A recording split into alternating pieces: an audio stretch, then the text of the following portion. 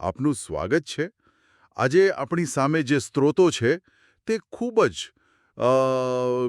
મૂળભૂત પણ ગહન પ્રશ્ન પૂછે છે. નામમાં શું છે? પણ આપણે કોઈ સામાન્ય નામની વાત નથી કરી રહ્યા. આપણે ઈશ્વરના નામની પાછળ જે છુપાયેલી સત્તા છે, જે અધિકાર છે, એની ઊંડાણમાં ઉતરવાના છીએ. બિલકુલ. આપણો આજનો હેતુ એ સમજવાનો છે કે આ એક નામ કેવી રીતે ઈશ્વરની સત્તા, ઈસુના મિશન, પવિત્ર આત્માના કાર્ય અને એક સામાન્ય વિશ્વાસીના જીવનને એ બધાને એક અદૃશ્ય દોરાથી બાંધે છે. આ એક રહસ્ય ઉકેલવા જેવી સફર છે. ચાલો શરૂ કરીએ. ચોક્કસ. અને આ સફરનો જે પ્રારંભિક બિંદુ છે એ સમજવું બહુ જરૂરી છે. બાઇબલના સંદર્ભમાં નામ એ ફક્ત કોઈને બોલાવવાનો શબ્દ નથી. જ્યારે ઈશ્વરના નામની વાત આવે ત્યારે નામ અને વ્યક્તિત્વ એ એક જ છે. તેમનું નામ એ જ તેમની સત્તા છે, તેમની હાજરી છે, તેમનો અધિકાર છે. ઓકે, તો ચાલો આ મુદ્દાને પકડીને આગળ વધીએ. નામ એટલે સત્તા. સ્ત્રોતો પણ એ જ કહે છે કે ઈશ્વરનું નામ એ પોતે ઈશ્વરનું પ્રતિનિધિત્વ છે. આને કોઈ સરળ ઉદાહરણથી સમજાવી શકાય? હા, ચોક્કસ. આને તમે એક મોટી કંપનીના સીઈઓ જેવું સમજી શકો. ઓકે. સીઈઓનું નામ માત્ર તેમનો પરિચય નથી, પણ એમની સહીમાં રહેલી સત્તા છે જે આખી કંપનીને ચલાવે છે. બરાબર. એમનો એક ફોન કોલ કે પછી એમના નામે આવેલો એક ઈમેલ એ આખી સંસ્થાને ગતિમાં મૂકી શકે છે. બસ એવી જ રીતે ઈશ્વરનું નામ એમની સૃષ્ટિ પરની સંપૂર્ણ સત્તા અને અધિકારનું પ્રતીક છે. આ તો બહુ રસપ્રદ સામ્યતા છે. પણ પછી સ્ત્રોતો એક મોટો વળાંક લે છે.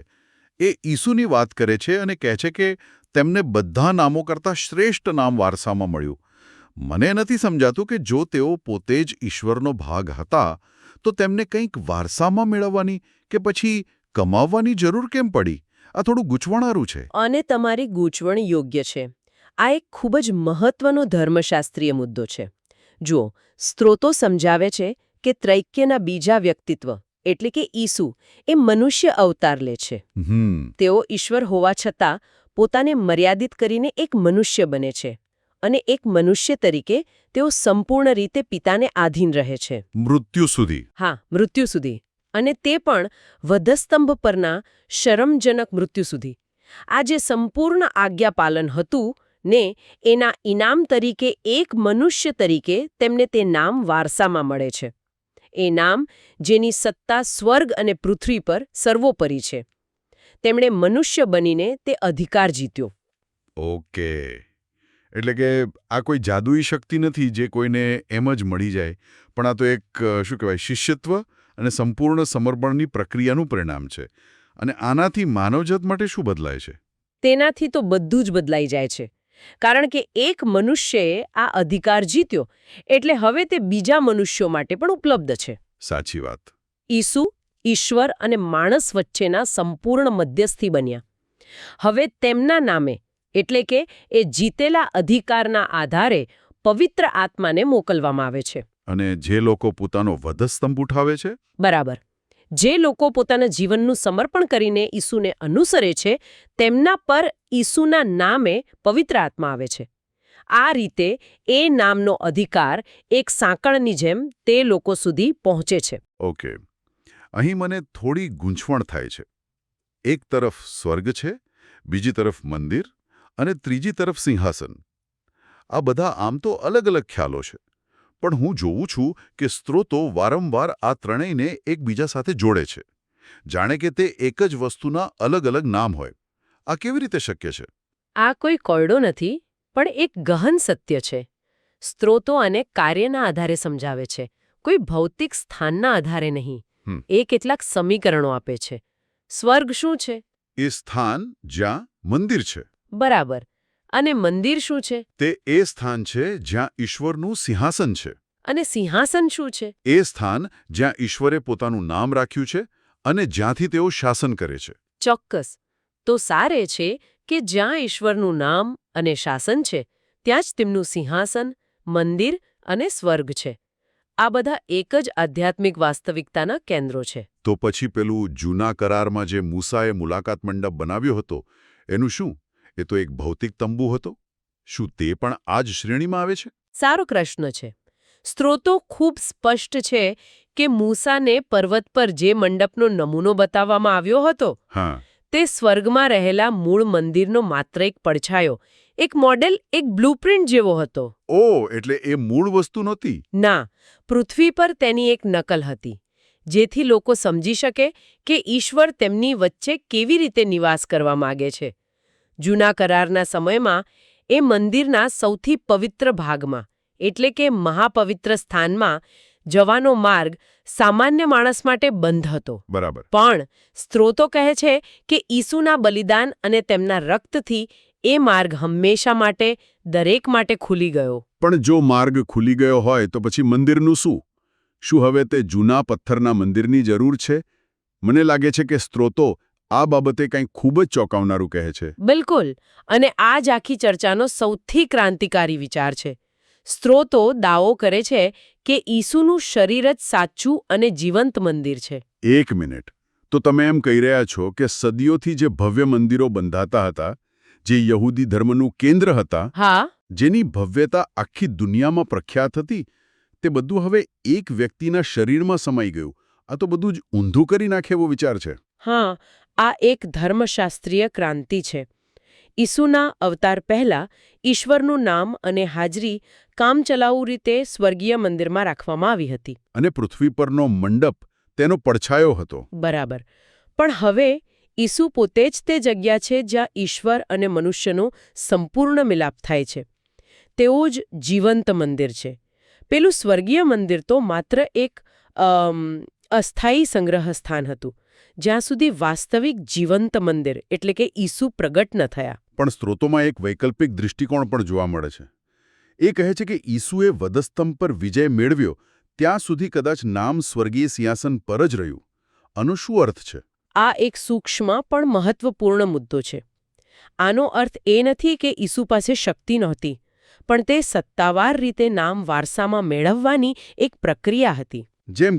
જેમ કોઈ રાજકુમાર જન્મે ત્યારથી રાજા બનવાનો હકદાર હોય છે, પણ તેનો રાજ્યાભિષેક એક ચોક્કસ સમયે થાય છે. ઓકે, સમજાયું. તેવી જ રીતે ઈસુનો વધસ્તંભ પરનો વિજય અને પુનરુત્થાન એ તેમનો સત્તાવાર રાજ્યાભિષેક હતો, જ્યારે તમને તે નામ સંપૂર્ણ રીતે સોંપવામાં આવ્યું. અને જો ઈસુ જ વાસ્તવિકતા છે, તો પછી જૂના કરારના બધા નિયમો, તહેવારો, ખાસ કરીને વિશ્રામવાળ જેવી પરંપરાઓનું શું? શું તે બધું હવે અપ્રસ્તુત છે? સ્ત્રોતો કહે છે કે તે અપ્રસ્તુત નથી, પણ તે પડછાયા સમાન હતા. પડછાયા? હા, જેમ સૂર્ય બરાબર માથા પર આવે ત્યારે તમારો પડછાયો ગાયબ થઈ જાય છે. કેમ? કારણ કે તમે પોતે જ વાસ્તવિકતા છો.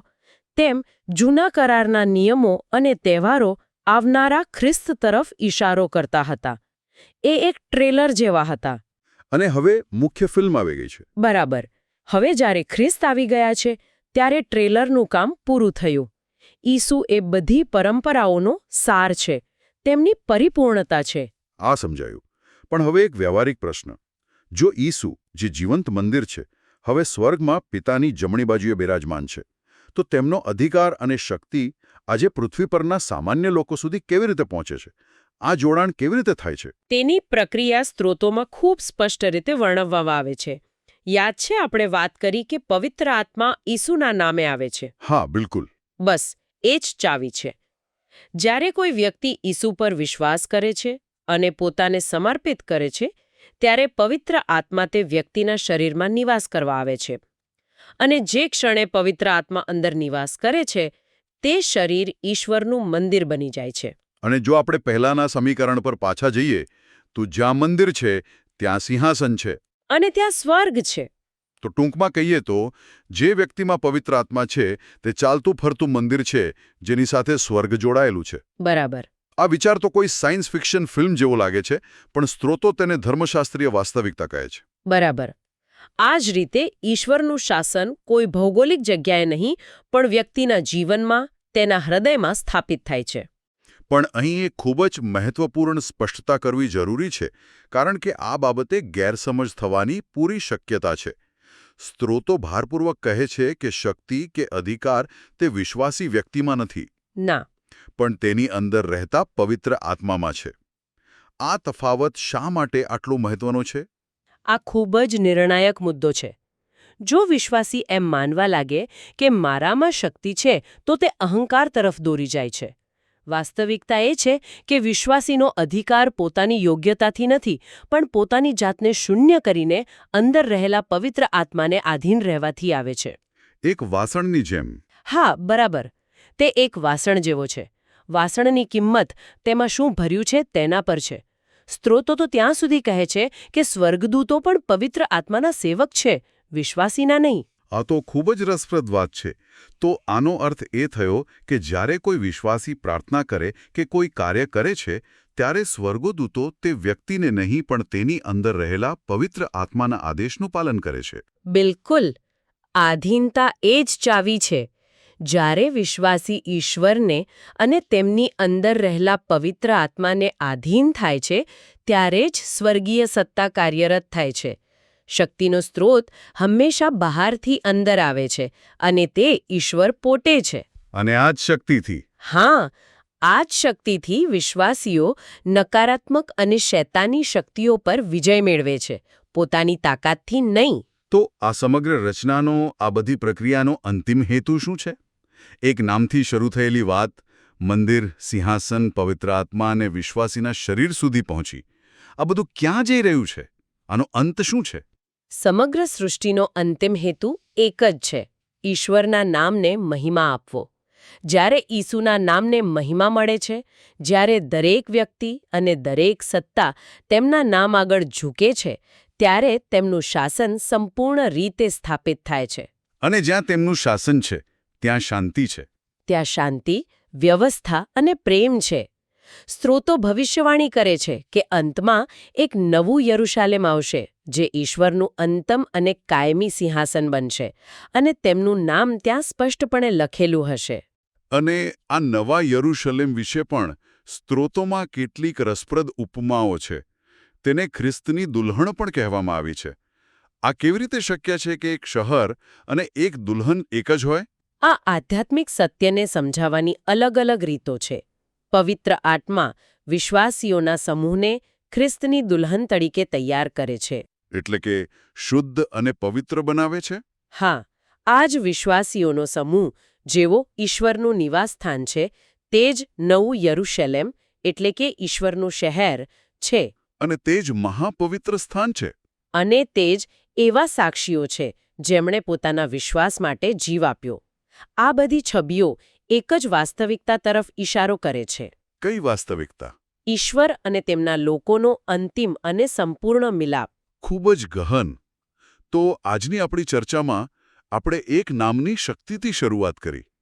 આપણે જોયું કે એ નામ કેવી રીતે સત્તા અને અધિકાર સાથે જોડાયેલું છે. પછી આપણે જોયું કે કેવી રીતે ઈસુએ મનુષ્ય તરીકે એ નામને વારસામાં મેળવ્યું. અને અંતે એ નામ દ્વારા પવિત્ર આત્મા કેવી રીતે એક સામાન્ય માણસના શરીરને જીવંત મંદિર બનાવી દે છે. આ મંદિર પર હા, તે પવિત્ર આત્મા દ્વારા અત્યંત વ્યક્તિગત અને આંતરિક બની ગઈ છે. અને આ બધી જ બાબતોનું કેન્દ્રબિંદુ ઈસુનું નામ છે. એ નામ જે તેમણે પોતાના સંપૂર્ણ આજ્ઞાપાલન અને બલિદાન દ્વારા મેળવ્યું છે. શ્રોતાઓ માટે એક અંતિમ વિચાર છોડી જઈએ. સ્ત્રોતમાં એક ઉલ્લેખ છે કે જેઓ ઈસુને અનુસરે છે, તેઓ મલ્ખીસેદેકના યાજકપદનો ભાગ બને છે. આ એક ખૂબ જ રહસ્યમય પાત્ર છે. હા, શ્રોતાઓની જાણકારી માટે, મલ્ખીસેદેક જૂના કરારના એક રાજા યાજક હતા, જે કોઈ વારસાગત પરંપરા કે નિયમોથી બંધાયેલા નહોતા. તો વિચારવા જેવો પ્રશ્ન એ છે કે આજના સમયમાં કોઈ વ્યક્તિ પોતાની જાતને માત્ર એક અનુયાયી તરીકે નહીં, પણ એક પ્રાચીન, સ્વર્ગીય અને બિનપરંપરાગત યાજકપદના ભાગ તરીકે જુએ, તો તેના રોજિંદા જીવનના નિર્ણયો, તેની પ્રાથમિકતાઓ અને તેના જીવનના હેતુ વિશેના દૃષ્ટિકોણમાં કેવો બદલાવ આવી શકે છે?